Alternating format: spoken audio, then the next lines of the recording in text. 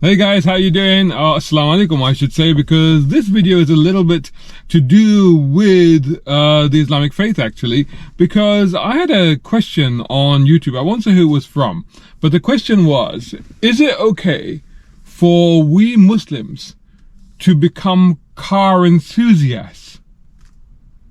Because I love cars very much. Is it halal to become a car enthusiast? I am a bit confused. Please answer my question. I gotta be honest with you, my first thought was, you're having a laugh, right? This is a prank. This is like somebody's just got nothing better to do than to put up crazy comments on my YouTube channel, right? I thought that's what's going on here, right? But then I got to thinking about it, because it's one of the things that I suppose I've never really thought about. I've never had to think about it at all, because it's always come quite naturally to me. But then I thought, well, what if it is a serious question? What if this is actually somebody that really would like an answer to that question? So you know what? I decided, let me step back. Let me have a think about this. Let me do a little bit of research and let me answer this question properly. So that's what I did.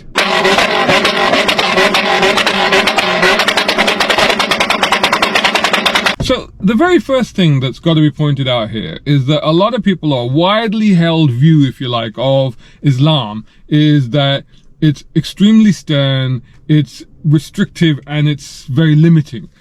In fact, in Islam, the amount of stuff that's actually forbidden is, I would say, relatively small, which means that the vast majority of stuff is allowed, basically. It actually says in the Quran, do you not see that Allah has subjected to your use all things in the heavens and on the earth, and has made his bounties flow to you in exceeding measure, both seen and unseen. Yet there are among men those who dispute about Allah without knowledge and without guidance and without a book to enlighten them.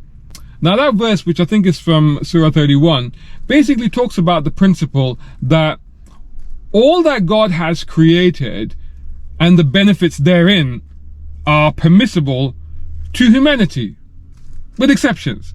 The simplest way to think about this basically is that nothing is haram except that which is expressly forbidden. And the way that things get forbidden is that it has to be either through a very explicit Quranic reference, so from a surah or something like that, or it's got to be from a sunnah, which is basically hadith, which is basically like a saying or a practice of the Prophet Muhammad, peace be upon him. Basically, Islamic law, in essence, is based on those two things. If it doesn't come from there, then it's an interpretation, really, more than anything else. Now, actually, talking of the Holy Messenger, he himself encouraged his followers to engage in physical exercise, and particularly he encouraged swimming, archery, and horse riding. Now, I've got to be honest, sadly, I'm no good at any of those things, and actually, I haven't done, well, I actually have tried horse riding. I wasn't very good at it, to be honest with you. But anyway, I digress. That's not what we're talking about. But the thing to know here is the reference to horses, particularly in a sporty context. Now, what that suggests, or what that actually, I should say, confirms, is a tradition of horse racing that harks back right back to the earliest Islamic and Muslim history, and actually prevails to this day. So if you think of it in that sense, and in fact, even in the Quran, in fact, I've got a surah here, in the Quran it says, and he made horses and mules that you might ride upon them, and as an ornament, and he creates what you do not know. Now, just looking at that whole aspect of horses and horse racing and speed that comes with that, I think that that's sort of inbuilt into the Muslim and Islamic culture, if you like. And I reckon that that fascination and the passion for racing steeds has translated or transformed across into basically the modern version of a horse, or the modern replacement for a horse. That's what happened to people in the 19th and 20th centuries across the globe, is of course the car, the vehicle, the personal motor vehicle.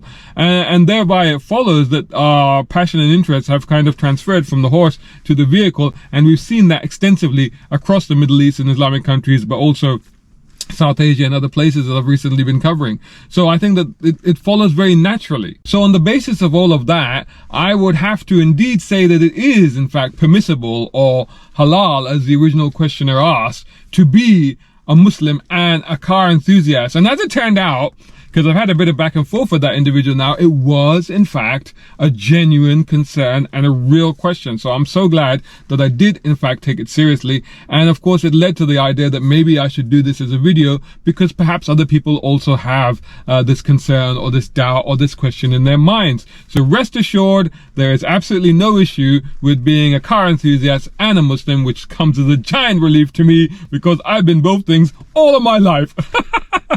Thanks a lot, guys. See you in the next video. A big shout out and thanks to Jay Williams over at Air Technic, who are top tier sponsors of Brown Car Guy. Check them out at Air Technic Co. UK for exhausts, brakes, suspension and body kits. Plus our other major sponsor, Nayagen Solutions. Much appreciation also to tier 4 sponsors, Muhammad Ali Humaid, Tom Conway Gordon and Reza Adil. And of course all these other guys who supporting on Patreon. Brown Car Guy is eternally grateful. Hey, think about joining them over at patreon.com Brown Car Guy. If you can't, don't worry. Just make sure you're subscribing to the YouTube channel and website. Plus follow on social media by searching for Brown Car Guy.